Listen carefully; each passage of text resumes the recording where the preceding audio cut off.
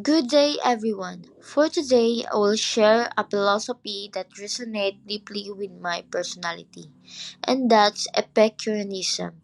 This philosophy, founded in Epicurus in ancient Greece, emphasizes the pursuit of true happiness through simple things and avoiding unnecessary stress and pain. And now, let us know what is Epicureanism. What is Epicureanism? Epicureanism teaches that happiness is not found in luxury or excess but in appreciating simple pleasures, meaningful friendship, and peace of mind.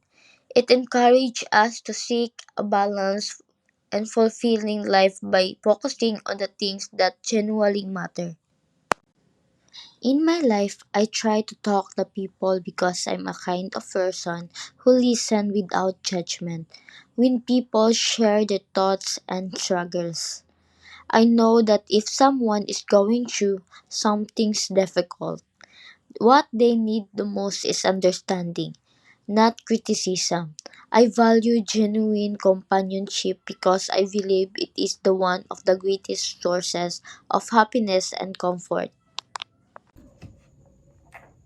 In my life, I try to talk to people because I am a kind of person who listen without judge. When people share their thoughts or struggles, I know that if someone is going through something is difficult, what they need is understanding, not criticism. I believe that one of the greatest source of happiness and comfort.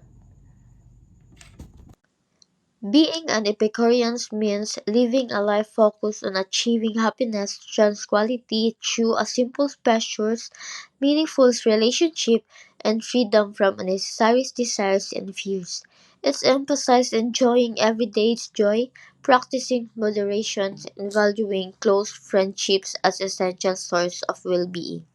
Epicureanism encourages letting go of irrational fears, especially fears of death, through a rational understanding of national words.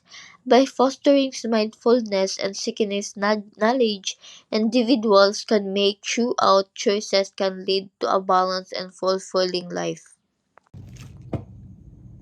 In the future, as an Epicurean teacher, I create joyful, peaceful learning environment where students grow at their own pace and enjoy learning without stress. I foster strong relationship to build a supportive community and model balanced life that values learning, friendship, and life.